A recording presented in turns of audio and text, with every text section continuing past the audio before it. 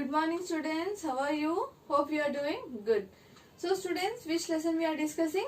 We are in our history chapter 3 and the name of our chapter is In the Earliest City.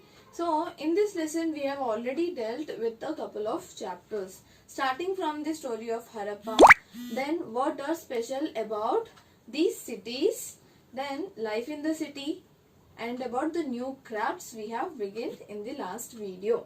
So we are going to continue the same thing. Okay students, but before that I would like to ask you few questions. What were the different occupations that were found in the Indus Valley civilization?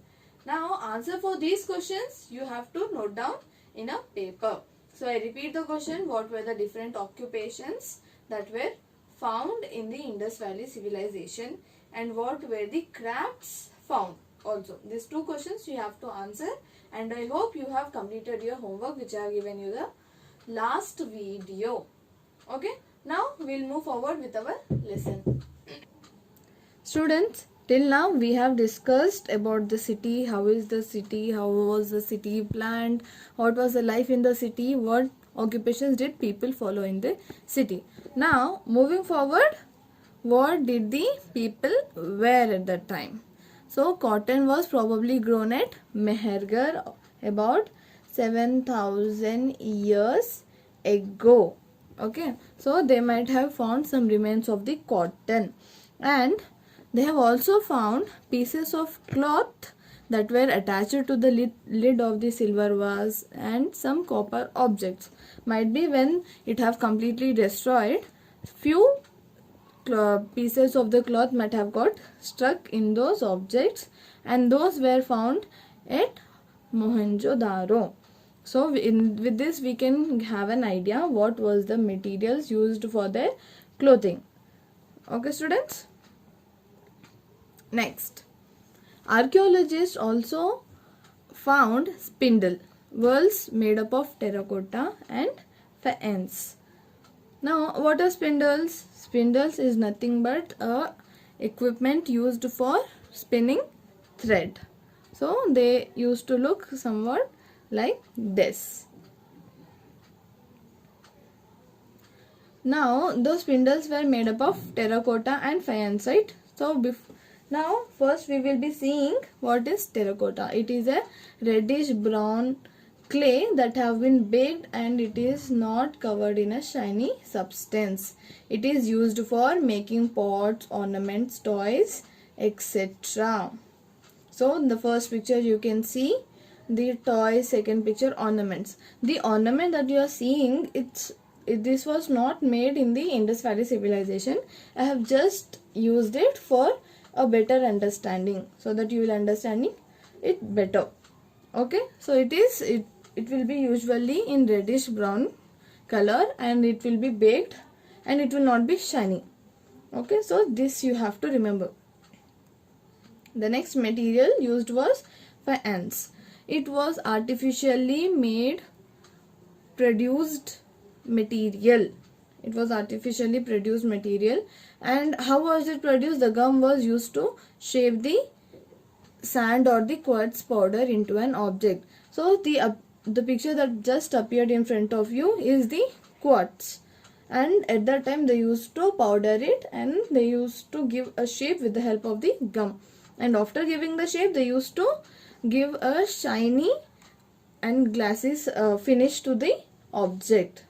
Okay, so whereas terracotta was naturally found, it was artificially made or produced. After making, usually the shine that they give that would be in blue or sea green colors. Students, can everybody make such objects? No, everybody cannot make such objects. For making those things with such expertise, at the time there were probably specialists present. So many of these things that were produced were probably done by the specialist. Who is a specialist, student? A person who is trained to do only one kind of work. So the thing what you have to notice here is that one person can only do that particular kind of work and he cannot do any other work. Okay. Now next, for example, cutting of the stones, polishing beads, carving seals. So these are few examples of the specialists who were found at that time. Moving forward, there is a task waiting for you. Now you have to identify that were metals used in the villages mentioned in your history chapter 2. So this is one question, but you can consider it as two. First you have to remember what were the villages mentioned in your history chapter 2 and were metals used in the villages. So you have to complete both the work given in this single question, students. Okay, I hope you all are doing all your task daily without any pending work.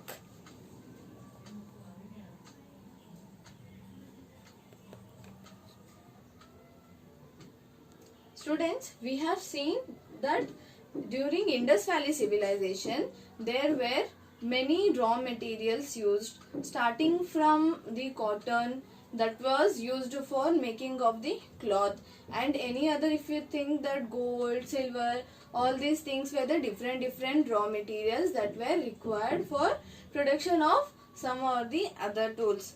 So now where did the question comes, the where did they get this raw material from?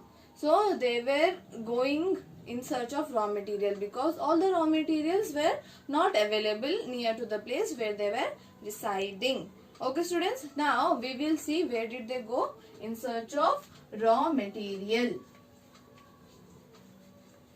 So our next topic is in search of raw material. Students, now raw material are of two types.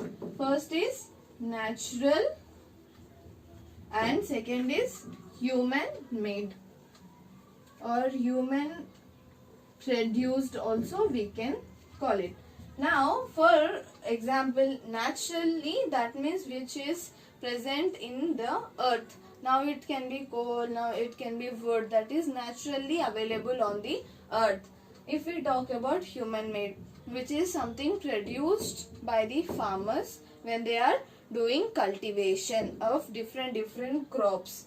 Okay students, now for a very good example we can take that if they are taking a raw material, they will process it, then it will become the finished good. In your class 5 you have learned, no, in the chapter industries, the raw material they will be taking it, they will be processing with the help of other factors and producing a finished good. Okay, now for example, if you are thinking of a raw material that is human made, we'll take for example cotton. Cotton is raw material and the finished good what we can get out of it is the cloth. Okay. Now if we think natural raw material, we can consider it as wood and it can be used for making tools or furniture. Okay students, I hope you all have understood. Now where did they go in search of the raw materials? They have gone to very distant places in search of the raw materials. We'll see what were the raw materials that they wanted to get and from where did they get the raw materials. The first raw material that for which they have went to distant places is copper. Now from where did they get this copper is from our present day Rajasthan and from Oman, which is towards the West Asia. Okay students, next is tin. They have got tin from Afghanistan and they have got from Iran also. So students, what is an alloy? That is made by mixing copper and tin, that is bronze. So copper and tin were required to make bronze, and with the bronze we have seen that people were making many kinds of ornaments, vessels, and different tools and weapons. Okay. Now third is gold that they have got from our present day Karnataka. The last material what they have got from a different place is precious stones. That is from Gujarat,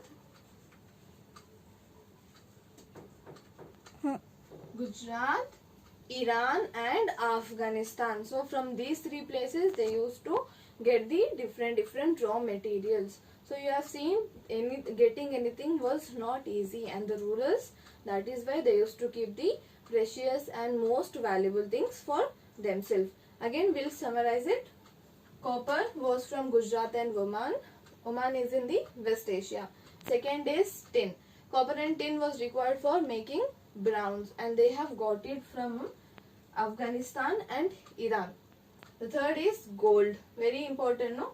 Gold they have got from Karnataka, and last is precious stone which they have got from Gujarat, Karnataka and Iran. So from Afghanistan and Iran we are getting two things, that is tin and precious stones.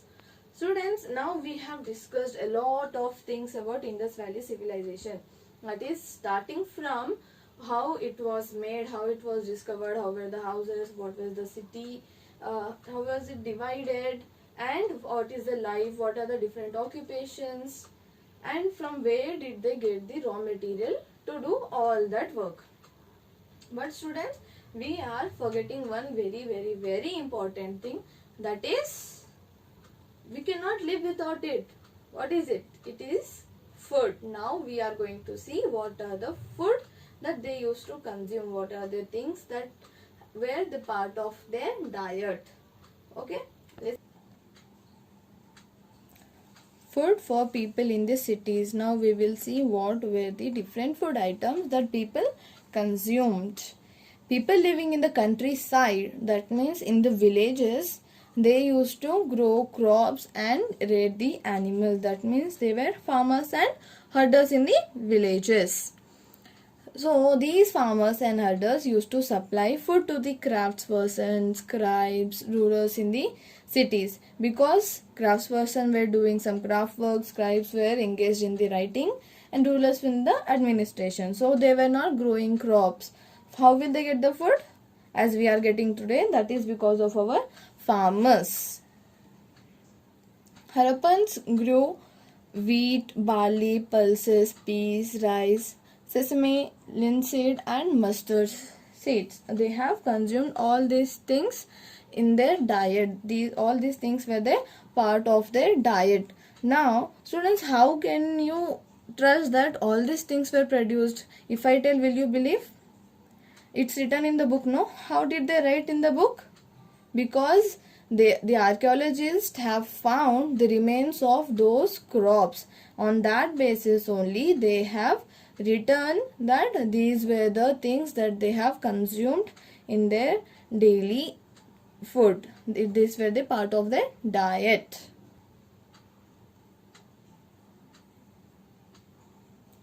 Now agriculture. What were the things that have changed in the agriculture, or what were the new things found in these agricultural practices? A new tool that is called as plough was started becoming in use. They have started using it. So plough was used to dig the earth for turning the soil and planting the seeds. As you see that there is a sharp end. If we are trying to plough the land, the soil will get loosened up. When we are trying to dig it, the soil will get loosed, right? Yes. In that, the seeds can be sown very easily. So these ploughs were used, but the ploughs were made up of wood, so they have not survived. Maybe few parts were found, but complete plough was not found to the archaeologists during their excavation. Toy models were found instead. So these ploughs will be making V-shape ridges and seeds will be grown or sown in them later. Now, these areas of the Indus Valley civilization used to receive very less rainfall. So, they had to be irrigated. Irrigated is nothing but, now, if for the growing of the crops, water is not getting naturally by rains. We have to pour water whenever is required in the fields from taking the rivers. So now here irrigation means the people used to store the water and used when plants were growing.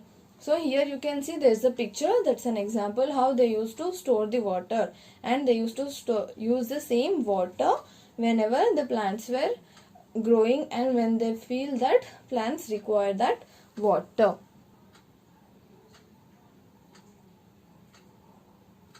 The next activity or the source of food for the people in the Indus Valley civilization was rearing of the animals. So they used to rear animals like sheep, goat, buffalo and other cattle.